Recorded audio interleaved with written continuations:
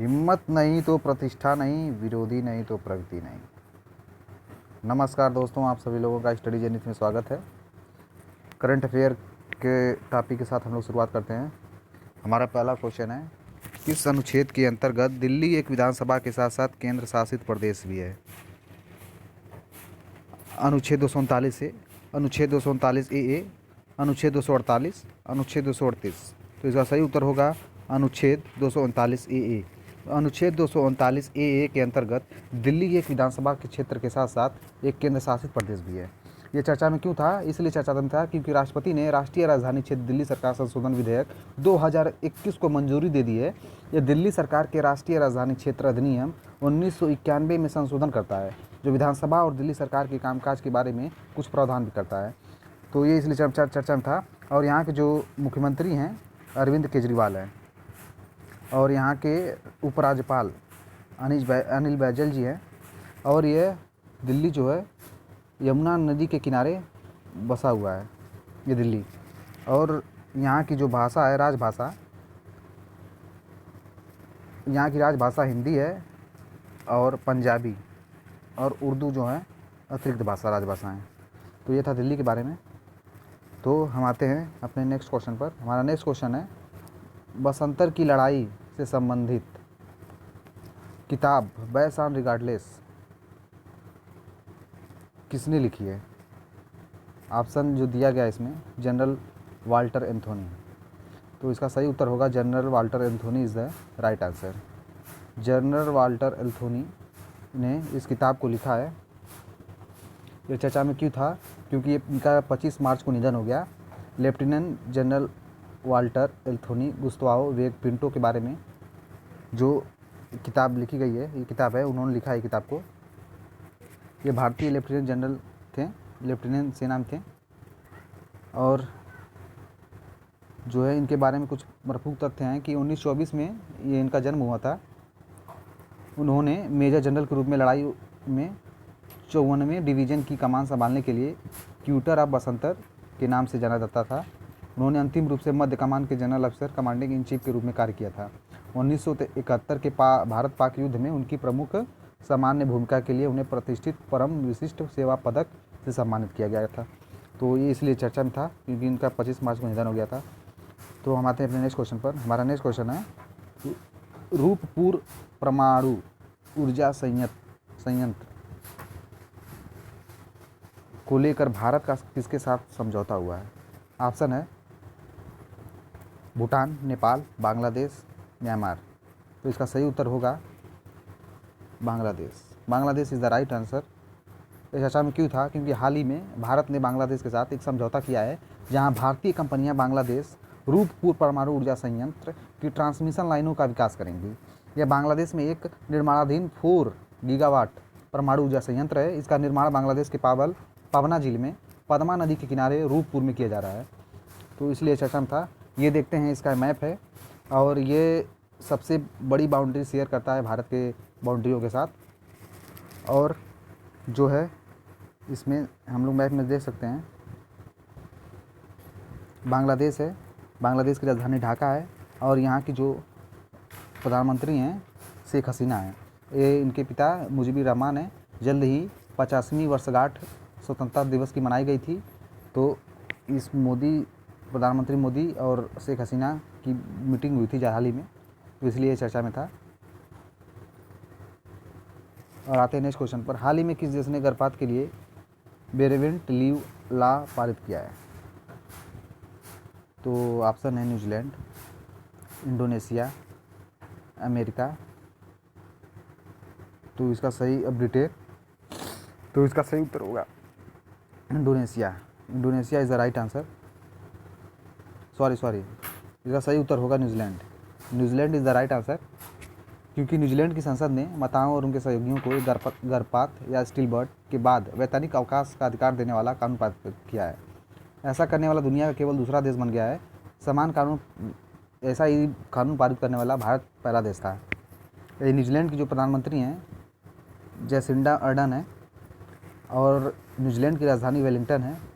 और न्यूजीलैंड की जो मुद्रा है न्यूजीलैंड डॉलर है। ये न्यूजीलैंड का मैप है। न्यूजीलैंड में ये तस्मान सी है और ये साउथ ओशियन है, साउथ पैसिफिक ओशियन है ये वाला एरिया। तो हम लोग इसके बारे में जान लिए। अब आते हैं नेक्स्ट क्वेश्चन पर। हमारा नेक्स्ट क्वेश्चन है, हाल ही में वर्ल्ड डेवलपमेंट रिपोर्ट किस संस्था ने जारी की है? तो इसका सही उत्तर होगा world bank. World bank is the right answer. World bank द्वारा world development report 2021 data for better lifes जारी की गई है। विश्व विकास रिपोर्ट इस बात पर केंद्रित है कि डेटा कैसे गरीब लोगों के जीवन को बेहतर बना सकता है, और अग्रिम विकास उद्देश्य यह सुनिश्चित करता है कि कोई पीछे न रह जाए। यह गरीब लोगों के जीवन को बेहतर बनाने के लिए बदलते डेटा परिदृश्य की ज़बरदस्त क्षमता को उजागर करता है, साथ ही साथ जोखिम की जांच की अपनी क्षमता को स्वीकार करता है, जो व्यक्तियों, व्यवसायों और समाजों को नुकसान पहुंचा सकता है। तो यहाँ पर विश्व बैंक का मुख्यालय जो है वाशिंगटन डीसी में है, संयुक्त राज्य अमेरिका में, और इसका जो गठन है जुलाई 1944 में हुआ था, और इसके जो अध्यक्ष हैं डेविस मलपास हैं। तो हम लोग जान लिए विश्व बैंक के बारे में, ये चर्चा में क्यों था। तो आप आते हैं नेक्स्ट क्वेश्चन पर। हमारा छठा क्वेश्चन है, हाल ही में सेंटर फॉर हैप्पीनेस आनंदम का उद्घाटन किया गया है, वो कहाँ किया गया है? तो ऑप्शन है पंजाब, राजस्थान, जम्मू, लद्दाख। तो इसका सही उत्तर होगा जम्मू। जम्मू में सेंटर फॉर हैप्पीनेस आनंदम का उद्घाटन किया गया है।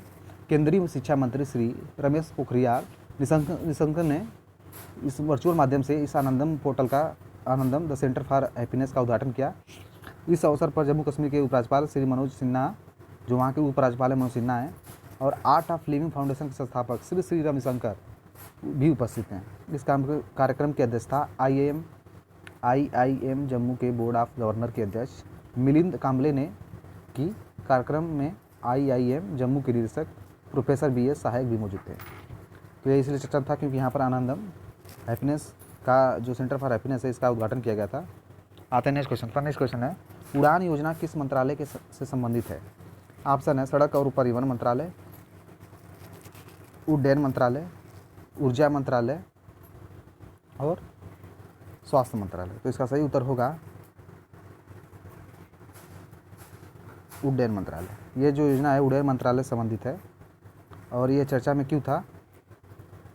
ये जो है उड्डयन मंत्रालय से संबंधित है, ये चर्चा में क्यों था? क्योंकि उड़ान योजना के तहत 3 दिन में 22 मार्गों पर परिचालन शुरू किया गया है। देश के दूर दराज क्षेत्रों को जोड़ने के कार्यक्रम में उड़ान योजना के तहत पिछले 3 दिनों में 22 नए मार्गों पर परिचालन शुरू किया गया, जिनमें से 6 मार्ग पूर्वोत्तर भारत में हैं। उड़ान योजना के तहत शिलांग मेघालय, जो शिलांग में मेघालय पड़ता है, अगरतला त्रिपुरा तक की पहली सीधी उड़ान को आज शुरू किया गया। इससे पहले कल शिलांग मेघालय, सिलचर, असम मार्ग को उड़ने का परिचालन सफलतापूर्वक प्राप्त किया गया। तो ये चर्चा में इसलिए था। तो हम आते हैं अपने नेक्स्ट क्वेश्चन पर। नेक्स्ट क्वेश्चन है, ट्राइब्स इंडिया के 131वें फ्लैगशिप स्टोर का कहाँ पर उद्घाटन किया गया? ऑप्शन है इंदौर, जबलपुर, गुड़गांव और जयपुर। तो इसका सही उत्तर होगा जबलपुर। जबलपुर जो MP में पड़ता है, जनजातीय मामलों के मंत्रालय के तहत ट्राइफेड देश भर में अपने खुदरा स्टोरों का विस्तार कर रही है। इस कड़ी का ताज़ा स्टोर और उसका 31वां शोरूम 25 मार्च 2021 को जबलपुर में खोला गया, और इस तरह मध्य प्रदेश का तीसरा शोरूम बन गया। इंडिया अंडर वन रूफ परिकल्पना के तहत यह शोरूम पूरे भारत में फैली जनजातियों के पारंपरिक हस्तशिल्प, अर्धकर्ता उत्पादों जैसे महेश्वरी, पोचमपल्ली, चंदेरी, बाग आदि को एक साथ प्रदर्शित कर रहा है। तो इसलिए चर्चा था। आते हैं नेक्स्ट क्वेश्चन पर। स्वेज नहर के उत्तर में कौन सा पोर्ट स्थित है? ऑप्शन है पोर्ट सईद, स्वेज नहर, चाबहार पोर्ट और कोलंबिया पोर्ट। तो इसका सही उत्तर होगा Port Said. Port Said is the right answer. Port Said जो है स्वेज नहर के उत्तर में स्थित है, और उसके दक्षिण में, जो उसके दक्षिण में है, उसके दक्षिण में यहाँ पर पोर्ट स्वेज स्थित है। और ये रेड सी है, और ये गल्फ ऑफ अदन है, ये अरेबियन सी है। और इसे सटे देश हैं Saudi Arabia, Egypt, Sudan, Eritrea, Djibouti, Yemen. Egypt जो है इसका संचालक है स्वेज नहर का, और इसकी जो राजधानी इजिप्ट की है कायरो है। तो हम लोग जहाँ ये चर्चा में क्यों था? चर्चा में इसलिए था क्योंकि स्वेज नहर में फंसे हुए मालवाहक जहाज ईवर गिवन को मुक्त जल्दी करा लिया गया है, और इसलिए चर्चा में था। तो हम आते हैं नेक्स्ट क्वेश्चन पर। हाल ही में S&P ने भारत के GDP वृद्धि का अनुमान कितना लगाया है?